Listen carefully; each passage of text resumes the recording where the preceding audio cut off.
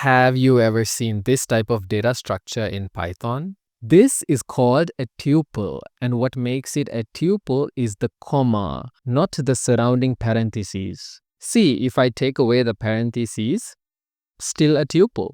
But if I took away the comma, not a tuple anymore. So what is a tuple used for? Imagine a library book. It has a title, a year of publication, an ISBN. Here's what a library book's data would look like when put into a tuple. This is one of the most common ways to create a tuple in Python. We'll be able to easily access any individual value of the tuple using the square brackets and the index. We'll also be able to easily unpack the values in a tuple into individual variables in a single step. Nice and handy. But if we tried modifying any of the values in the tuple or adding new values in the tuple or removing existing ones, that's not going to work. But that's a good thing for the library book's data because we want that data, such as the title and the ISBN, to remain consistent throughout the program.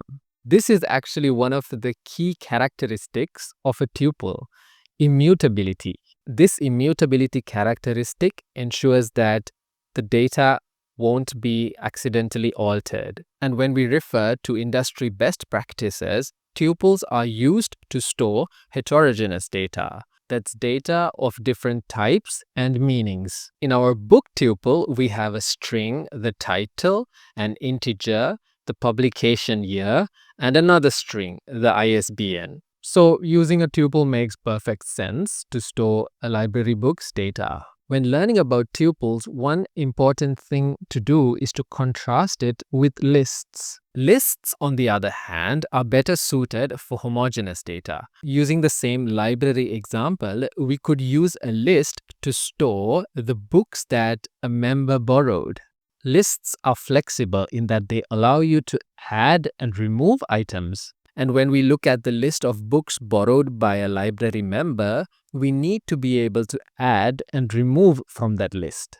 And referring to industry best practices, lists are used to store homogeneous data, data of similar types and meanings. The list of borrowed books has data of the same type and meaning. They are ultimately books. It doesn't really make sense to add the member's address or telephone number into that list.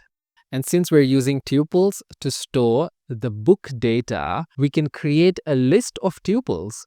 And here's what that would look like. The tuple holds heterogeneous data about a book, and the list organizes these tuples into a collection that we can work with. Understanding this distinction helps us choose the right data structure for the right job. Tuples for fixed, heterogeneous, structured data, lists for mutable, ordered, homogeneous collections. So next time you need to store unchanging, structured information, remember the tuple.